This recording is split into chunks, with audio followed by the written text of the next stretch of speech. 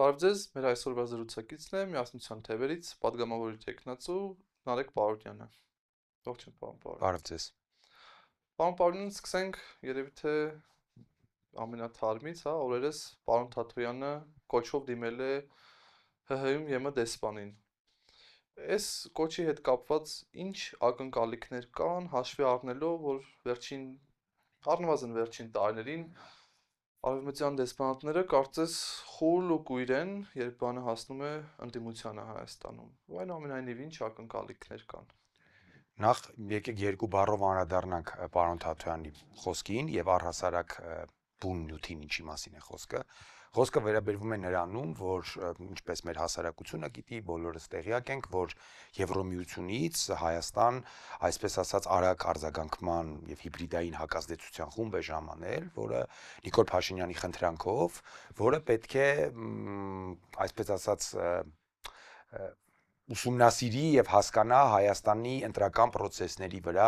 օտարերկրյա պետությունների, մասնավորապես Ռուսաստանի ազդեցության ձևաչափը եւ ինչ-ինչ գործիքակազմով փորձի դրան հակազդել։ Հիմա կա մի շատ հստակ եւ պարզ փաստ, որը կարծիքով չի կարող ժխտել Հայաստանում ոչ ոք, նույնիսկ քաղաքացիական պայմանագիր խմբավորման ներկայացուցիչները, որ Ադրբեջանը, հանձինս Ադրբեջանի ռազմաքաղաքական ղեկավարության ուղիղ միջամտում է Հայաստանի ընտրություններին եւ շատ հստակ ասում են, որ նրանք ցանկանում են Հայաստանի ղեկավար տեսնել Նիկոլ Փաշինյանին, մի մարդու, ով շատ սինխրոն եւ շատ ներդաշնակ կատարում է Ադրբեջանի բոլոր պահանջները եւ ըստ էության սպասարկում է Ադրբեջանի պետական շահը։ Հիմա շատ տրամաբանական հարց է առաջանում մեր մոտ, Միասնության թևեր կուսակցության մոտ եւ պարոն Թաթոյանի մոտ, որ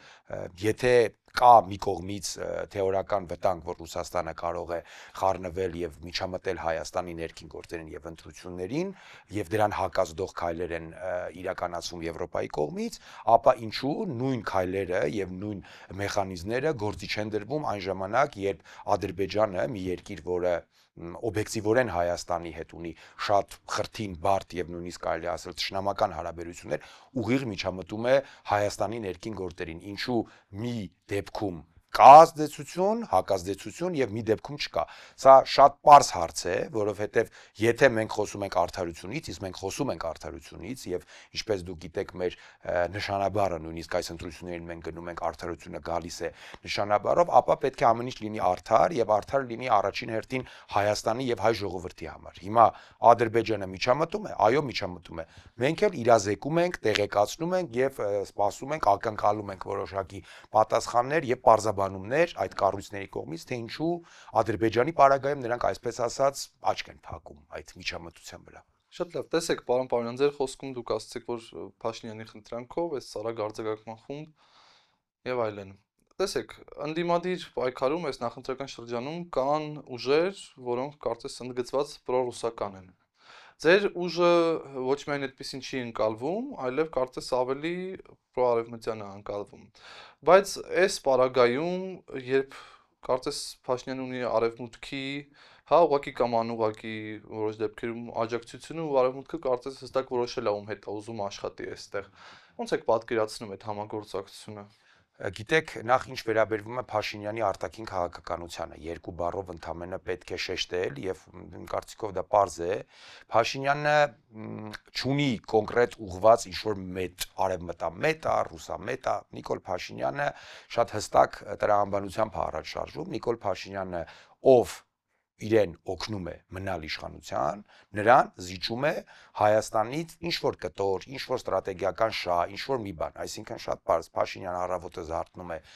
գցում բռնում է, այսպես ասած, որ իրեն Ռուսաստանը կարող է օգնել մնա իշխանության, զիջում է ինչ-որ բան Ռուսաստանին, ցերեկը մտածում է, որ իրեն կարող է օգնել Ամերիկան, ինչ-որ մի բան զիջում է Ամերիկայի Միացյալ Նահանգներին, երեկոյան մտածում է, որ ինչ-որ մի բան կարող է իրեն, ինչ-որ մի բանով իրեն կարող է օգնել Եվրոպան, ինչ-որ մի բան զիջում է Եվրոպային։ Այսինքն սա ոչ թե Նիկոլ Փաշինյանի ինչ-որ գաղափարական կամ քաղաքական կողմնորոշման հարց է, այլ ընդհանրապես Հայաստանի հայ ժողովրդի, մեր երկրի, մեր հայրենիքի շահերի հաշվին առևտուր օտարների հետ, ընդ որում բացարձակապես կարևոր չէ այդ օտարները Ռուսաստանն են, Թուրքիան է, Եվրոպան, թե այլ երկրները, մնում է իշխանության այս մարդը։ Իսկ ինչ վերաբերվում է Եվրոպայի, այսպես ասած, կամ Արևմուտքի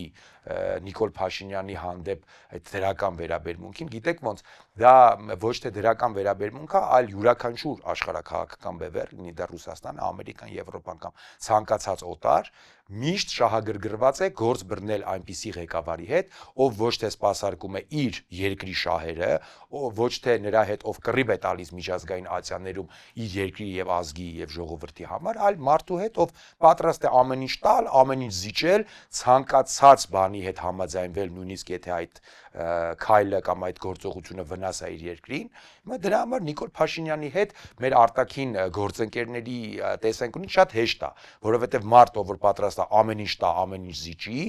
բացարձակապես չսպասարկի իր երկրի շահը, խնդիր չկա, բոլորն էլ կուզենան գործ բռնեն։ Հեշտը բարդով ոնց կփոխարինեն։ Տեսեք, ասում եք հեշտ է իր հետ։ Այսինքն ստացվում է, որ իրենից հետո եկողը եթե պետական շահով առաջնորդվի, չզիջի, բարդ է լինելու։ Իհարկե բարդ է լինելու։ Գիտեք ոնց առհասարակ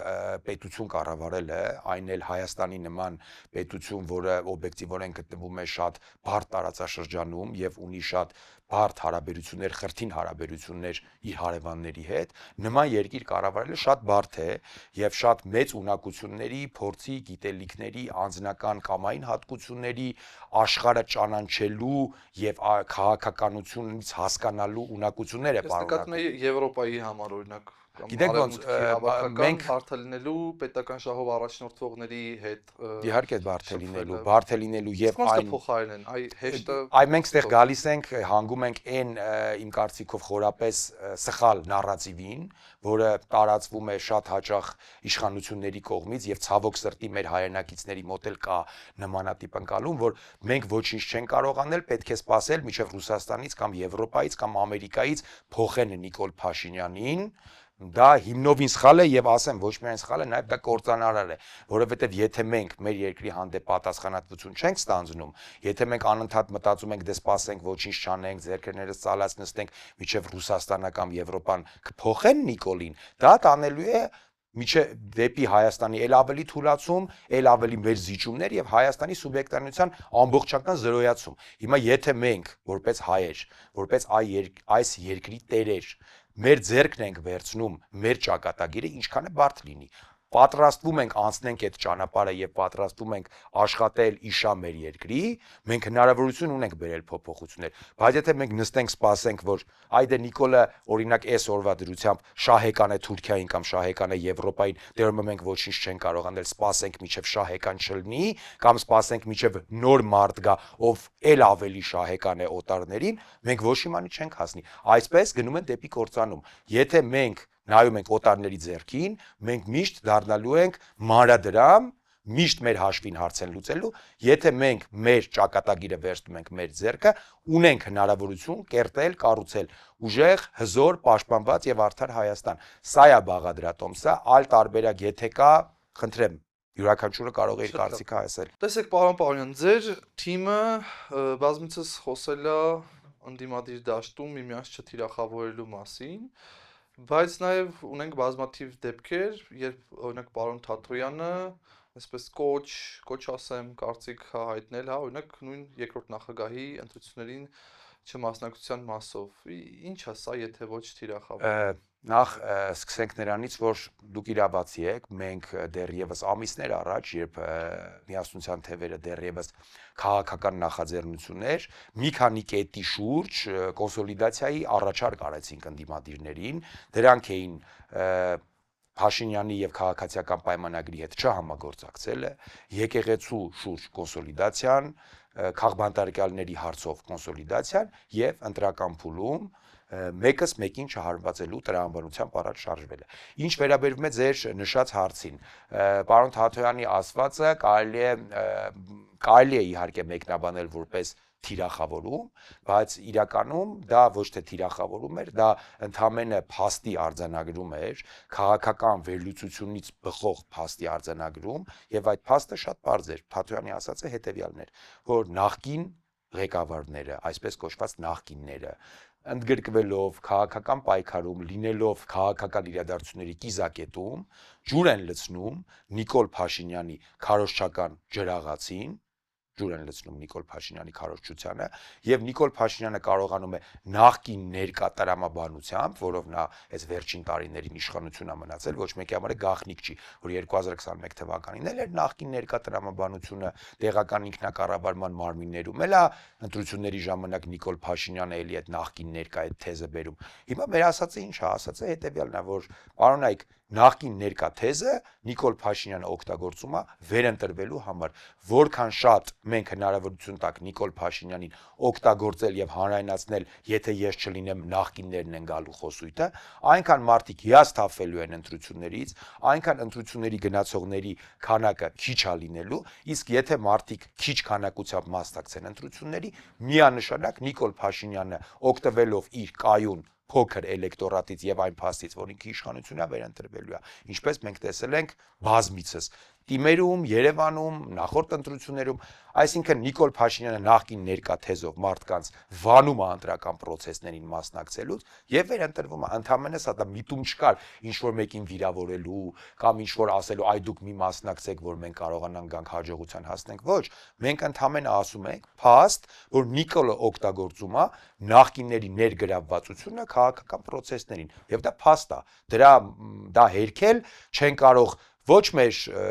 խորհրդարանական ընդդիմադիրները, ոչ արտախորհրդարանական ուժերը եւ կարծում եմ որևիցե մեկը Հայաստանում ով քաղաքականությամբ զբաղվում է, ով հետաքրքրված է Հայաստանում քաղաքականությամբ, չի կարող հերքել, որ Նիկոլ Փաշինյանը հմտորեն օգտագործում է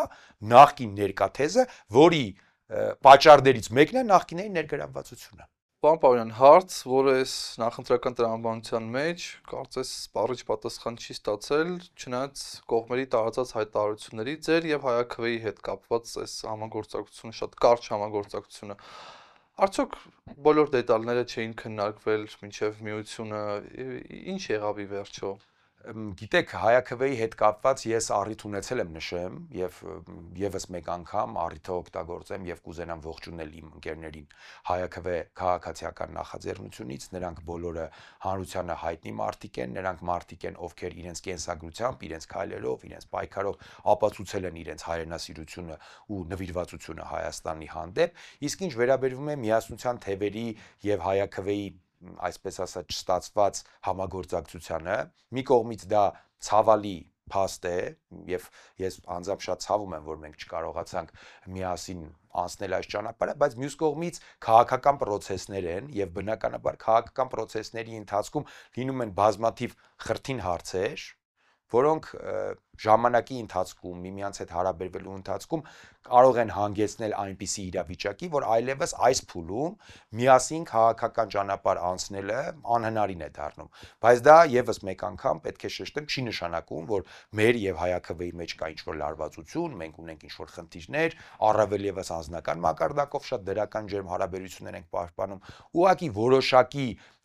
գաղափարական եւ քաղաքական process-ների հանդեպ սուբյեկտիվ ընկալումների պատճառով այս փուլում որոշում կայացվեց, որ Հայ-ԱՔՎ-ն եւ միասնության թևերը առանձին են այս ընտրական process-ներին մասնակցում կամ առհասարակ քաղաքական ուղին ասում են առանձին, բայց նորից եմ ասում, դա ընդհանրապես միջադեպ էր, որը իր նստվածքը բնականաբար թողեց, բայց այսպես դնել, ասել, որ ինչ որ շատ տենց ահավոր բան է տեղի ունեցել, այ Հայ-ԱՔՎ-ի հետ չկարողացանք լեզու գտնել, չէ, ուղղակի եւս մեկ քաղաքական փուլն էր, որը եւ մենք եւ Հայ-ԱՔՎ-ն կարծում եմ անցանք եւ յուրաքանչյուրս մեր ճանապարհով որքան անսպասելի էր միությունը, այդքան անսպասելի էլ բաժանում եղավ, որովհետեւ երկու ոնց որ ուժեր էին, հա, նախաձեռնություններ ասեմ, ուժ կուսակցություն, որ ունեին իրենց համակիրների որոշակի բանակը, ընդ որում ընդդիմադիր մարդիկ,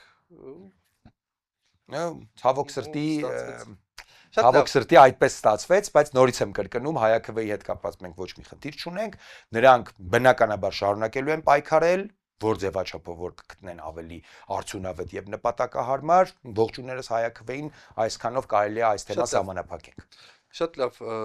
խոսենք մի այլ աղմուկ հանած թեմայից, հա, մարտ ամսին ձեր ուժի առաջնորդը Արման Թատրյանը ասուլիս հրավիրեց, հա, հրատապ ասուլիս էր, ու խոսեց ադրբեջանցիների զորքերի, օրինակ Գեղարքունիքի մարզում անխոչնդոտ առաջխաղացման մասին, ու դա իշխանությունների կողմից հանրությունից թաքցման մասին, ինչը մեծ աղմուկ բարձրացրեց ոչ միայն ընդդիմադիր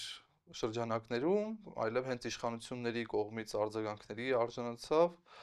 բոլորն իրենց պարտքը համարեցին կարծես իշխանական թևից անդրադառնալ, ասելով, որ պարոն Թաթյանը զրպարտում է, որ չունի ճշգրիտ ինֆորմացիա, ապատեգատություն է տարածում։ Եթե չեմ սխալվում, անգամ կարծես ուզեցան օրենսդրական ինչ-որ փոփոխություններ անել, հա, այդ մասով, ինչ-որ սպառնալիքներ էին ակտիվ հնչում, դուք շարունակեցիք այդ թեմայով ակցիաներ, նամակներ հանձնել, այ հետաքրքիր է ինչ փուլում է այդ գործը հիմա, արդյոք իշխանական թևից եկող սպառնալիքները որևէ ձևով կյանքի կոչվեցին, ինչ-որ բան սկսեցին օրենքի շրջանակում։ Նախ ինչ վերաբերվում է իշխանական սպառնալիքներին, ես կարծում եմ, որ իշխանության եւ քաղաքացիական պայմանագիր խմբավորման անդամները շատ լավ արդեն պետք է հասկացած լինեն, որ առնվազն մեր մասով իրենցից ոչ ոք չի վախենում եւ իրենց սպառնալիքները, այսպես ասած, մեր համար ոչ մի էական բան իրենից չեն ներկայացնում, որ մի հատ էլ մենք իրանց ինչ որ այդ լկտի պահվածքը կհիշեք, այդ քաղաքացիական պայմանագիրը ուսապարկերը ինչ որ ավելորդ բառեր նույնիսկ սկսեցին օգտագործել, ինչ որ մեկ անգամ նույնիսկ դուրս եկավ միջանցքում լկտի խոսակցություններ սկսեցին, խնդիր չկա, մենք շատ լավ գիտենք նրանք ովքեր են, մեր բարոյականությունը եւ նրանց բարոյականությունը սահմաններ չունի եւ եզրեր չունի համեմատվելու, իսկ ինչ վերաբերվում է կոնկրետ մեր բացահայտումներին, խոսքը գնում էր նրան, որ առաջին անգամ, իմ կարծիքով, այս տարիների ընթացքում, եթե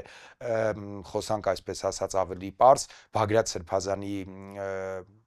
Սրբազան շարժումից հետո տեղի ունեցավ մի բան, որ ընդդիմադիր ուժը կարողացավ ոչ թե հակազդել Նիկոլի եւ իշխանությունների օրակարգին, այլ իրենց ներքաշել մեր սեփական օրակարգի մեջ։ Եվ դա ինչի հաշվին տեղի ունեցավ։ Տեղի ունեցավ շատ մանրակրկիտ քայլ առ քայլ կատարված աշխատանքի շնորհիվ։ Մենք ունեինք արբանյակային լուսանկարներ, մենք ունեինք վերլուծություններ մասնագետների կողմից արված, մենք ունեինք անհերքելի փաստեր, որ այո, 2025 թվականին ճիշտ այն ժամանակ, երբ որ Նիկոլ Փաշինյանը եւ իր քարոզչամեքենան մարդկանց խաբում էին, որ արդեն եկել է խաղաղություն, ճիշտ նույն ժամանակ Ադրբեջանը առաջխաղացում է ունեցել, Հայաստանի Հանրապետության սուվերեն տարածքում կառուցել է մարտական դիրքեր, Ջերմուկի շրջանում ամրացրել է իր հենակետերը, նոր տեխնիկայի համար նոր խրամատներ ա փորել, նոր ենթակառուցվածքներ են ավելացվել, այսինքն սա խոսում է նրա մասին, որ ըստ էության Նիկոլ Փաշինյանի կառավարությունը 2020 թվականից ամեն տարի ունեցել է տարածքային կորուստներ, տարածքային զիջումներ, այսինքն այս մարդիկ 20 թվականի պատերազմ, 21 թվականի դեպքեր, 22 թվականի Ջերմուկի դեպքերը, 23 թվականի Արցախի կորուստ եւ էթնիկ զտում, 24 թվականին Կիրանցի պատմությունը եւ 25 թվականին, երբ որ այս մարդիկ անընդհատ ասում են դե արդեն խաղաղություն է, մենք փաստով ցույց տվեցինք, որ խաղաղություն չկա, կա Ադրբեջանի կողմից սողացող պատերազմ, կա Հայաստանի տարածքների կտոր հանձնում Ադրբեջանին եւ փաստացի ցույց տվեցինք, որ սրանց ասածը սուտ է եւ մանիպուլյացիա։ Դրա համար նրանք ամբողջ իրենց այդ խմբով ընկան ճղաձգումների մեջ, հիստերիայի մեջ, իրենց պարտքը ամեն մի այսպես ասած անհայտ քպայական համարեց մի հատ արտահայտություն անի միասնության թևերի հասցեին, բայց փաստը դրանից չփոխվեց։ Կան փաստեր, նրանք եւս մեկ անգամ ստել են, խաբել են, Հայաստանի տարածքները հանձնել են թուրքերին։ Սա փաստ է եւ սրա մասին պետք է իմանան բոլորը, հատկապես այն մարդիկ, ովքեր որոշել են գնան եւ իրենց քվեն տան քաղաքացիական պայմանագիր խմբավորմանը։ Սիրելի հայրենակիցներ, եթե դուք ցանկություն ունեք քվյարկել այնպիսի ուժի օկտին, ով իր երկրի տարածքները զիջում է թշնամուն եւ խաբում է սեփական ժողովրդին, խնդրեմ, գնացեք քվյարկեք, բայց դա կարծում եմ ռացիոնալ չի, մեղմ ասած էլի։ Տեսեք, պարոն Պարոնյան, դուք խոսեցիք քվե տալուց, կարծում եմ ոչ մեկի համար գաղտնիք չի, հա, որ վերջին տարիներին, առնվազն վերջին տասնամյակում,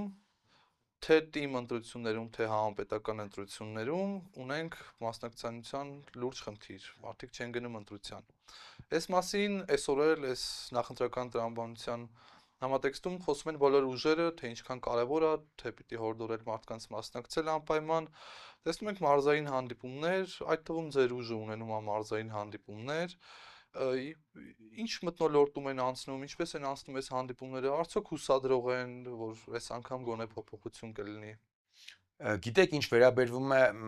մեր ժողովրդի մասնակցել չմասնակցելուն, էլի դա մեծապես գալիս է այս 35 տարվա հիասթափվածությունից։ 35 տարի մարդկանց ըստ էության տարբեր աշճանի, բայց խաբել են։ Մարդիկ ունեցել են հույսեր, սպասումներ, ընտրություններից ընտրություն թեկնածուները, տարբեր ուժերի թեկնածուներ, ես հիմա չեմ ուզում կոնկրետ խոսալ իշխանություններից նախկին կամ ինչ-որ կոնկրետ քաղաքական ուժերից, բայց ինչ-որ է։ Տարբեր ուժեր, տարբեր թեկնածուներ 5 տարին մեկ գնացել են, մարդկանց հետ զրուցել են, խոստումներ են տվել, կորզել են, այսպես ասած, քվեներ եւ վերջ։ Կորել են եւ հաջորդ 5 տարում մեկ էլի եկել են, էլի։ Այսինքն մարդիկ շատ օբյեկտիվորեն է, որ մարդիկ նեղացվածություն ունեն եւ հավատ չունեն ընտրությունների ինստիտուտի հանդեպ։ Դրան գումարվեց նաեւ 2018 թվականին Նիկոլ Փաշինյանի ֆակտորը, որովհետեւ 2018 թվականին ըստ էության Նիկոլ Փաշինյանի հետ մեր հասարակության մի շատ ստվար զանգված կապեց շատ մեծ հույսեր։ Մարդիկ մենք հիշում ենք 2018 թվականին ինչպիսի խանդավառվածություն կար, ինչպիսի սպասում կար նոր ավելի լավ, ավելի ազատ, ավելի երջանիկ, ավելի ուժեղ Հայաստանի։ Եվ այդ խաբեությունից հետո մարդիկ առավել եւս համ ունեցանք շատ մեծ էյֆորիա այդ հեղափոխություն կոչվածի ժամանակ։ Դրանից հետո շատ կարճ ժամանակ հետո ունեցանք սոսկալի պատերազմ ու շատ ահավոր կորուստ, դա մարդկանց հուսալքեց եւ մարդիկ այսպես ասած թևաթափ եղան եւ սկսեցին քաղաքական process-ների հանդեպ այլևս ոչ մի հույս չունենալ։ Հիմա բոլոր ընդդիմադիրների խնդիրն է մարդկանց հորդորել, բացատրել, մանրամասն մարդկանց հասկացնել, որ այնուամենայնիվ չնայած բոլոր հուսահատությունների պետք է գնալ ընտրության, պետք է այս երկրի, մեր երկրի պատասխանատվությունը ամեն մեկս մեր չափով վերցնենք մեր ձեռքը եւ երկրի հանդեպ պատասխանատվություն ունենալու թերևս ամենաարդիական այս պահի դրությամբ էլի ձևաչափը դա ընտրություններին մասնակցելն է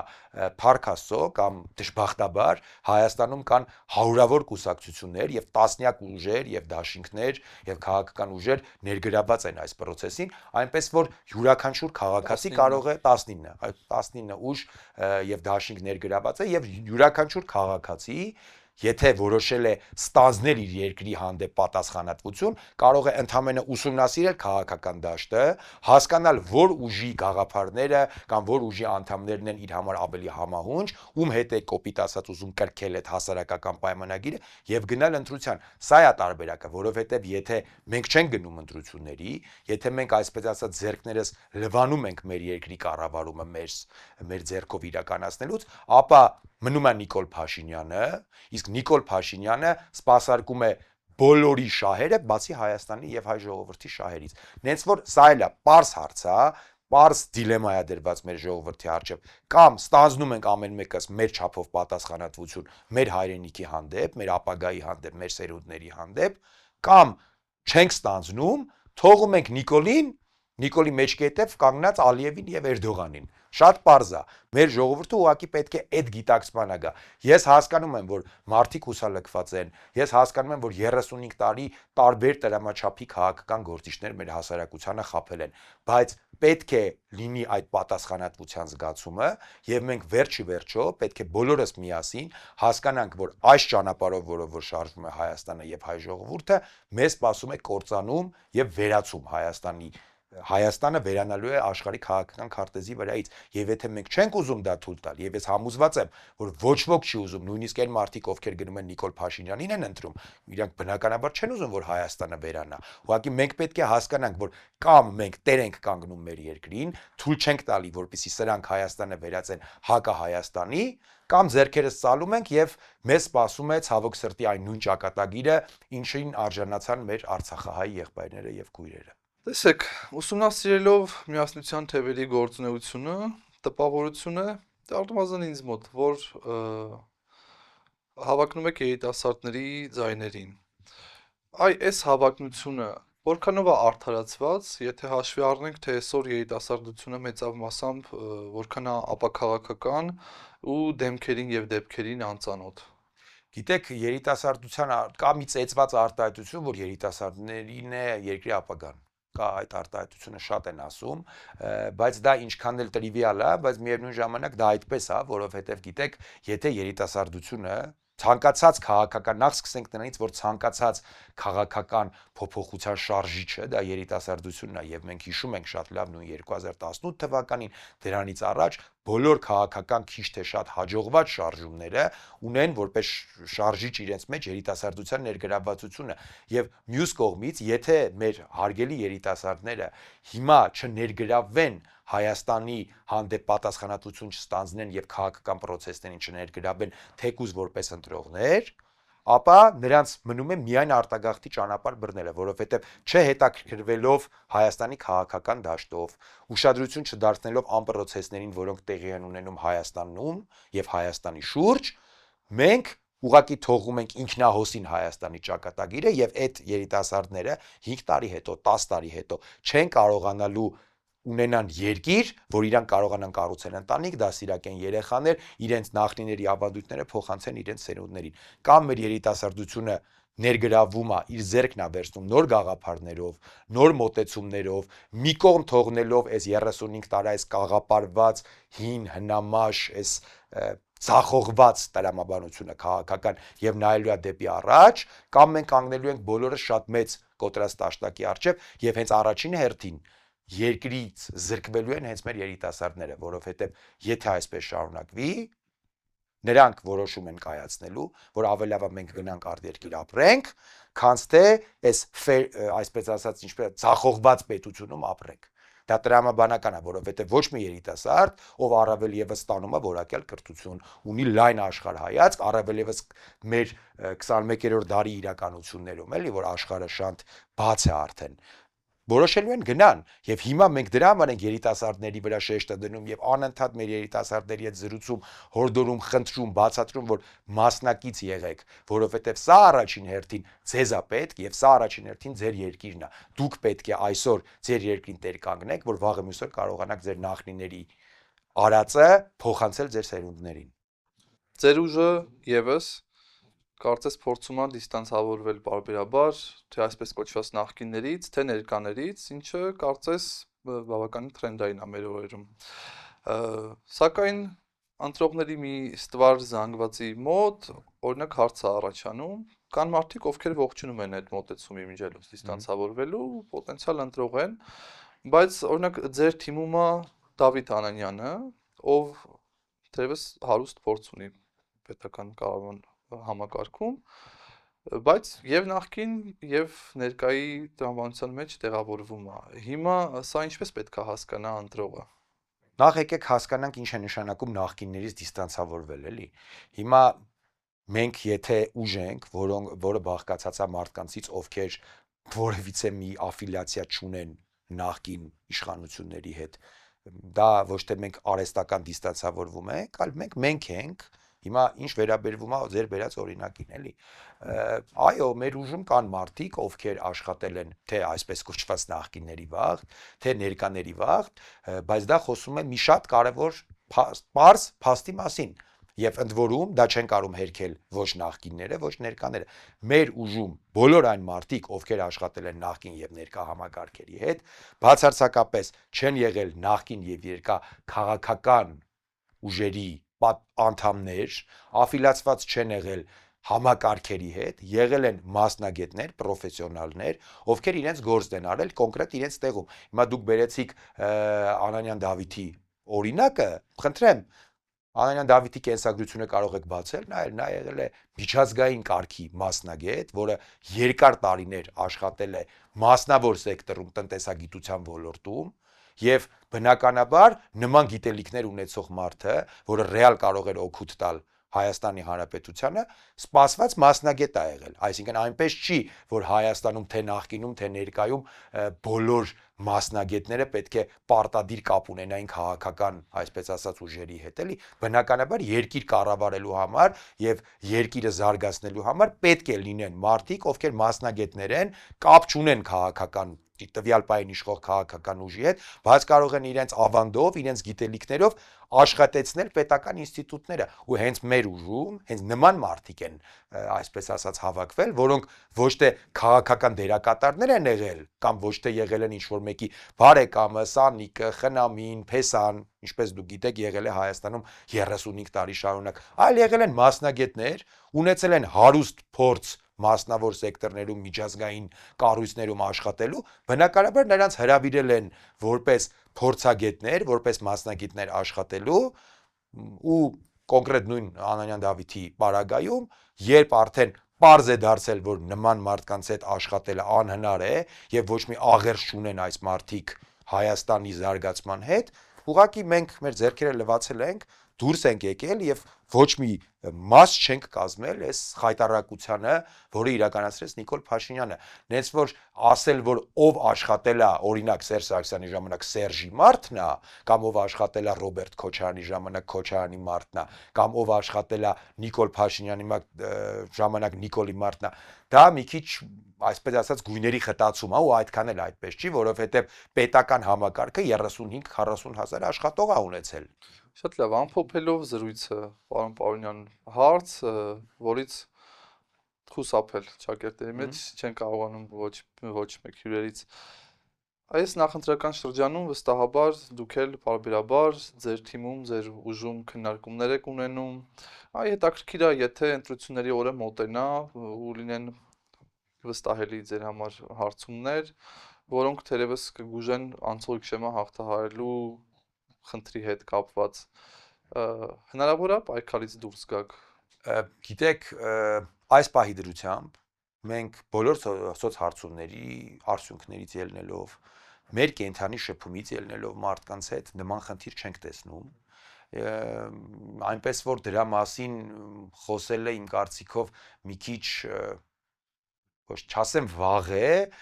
դրա մասին խոսելը մի քիչ այս պահին իրատեսական չի, ինչի, որովհետև եթե մենք ունենք սոցհարցումներ, մենք ունենք մարդկանց հետ շփումներ, մենք ունենք վստահություն, որ մենք գնում ենք առաջ եւ մեր նպատակներին հասնելու ենք ցանկացած պարագայում, ինչ զողողություններ էլ որ դա մեզնից պահանջի, հիմա խոսել նրա մասին, որ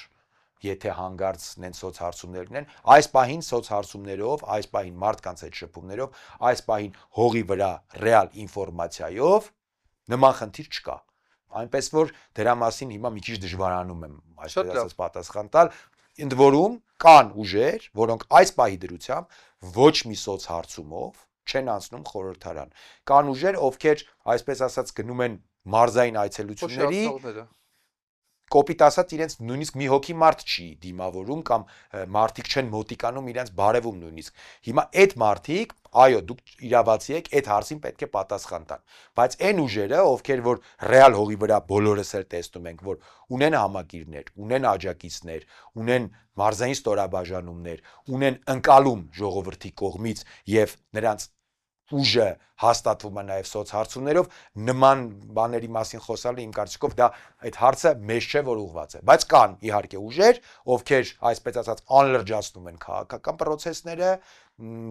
10-15 հոգով այսպես ասած հավաքվել են իրար գլուխ մարդկանցով ով ունեն շատ կասկածելի անցյալ եւ ել ավելի կասկածելի ներկա, անլրջացնում են process-ը, նպատակը ինչն է, դե մենք ասում ենք Նիկոլին ջրաղացին ջուր եք լցնում, իրանք ասում են չէ, մենք էլ այլընտրանք ենք։ Հիմա տեսնենք էլի ինչ կլինի։ Շատ լավ, հաջողություն մաղթենք ձեզ, պարոն Պարոնյան, շնորհակալություն զրույցի համար։ Հիշեցնեմ, մեր զրուցակիցն էր Միասնության թևերից պատգամավոր տեխնացու Նարեկ Պարոնյանը։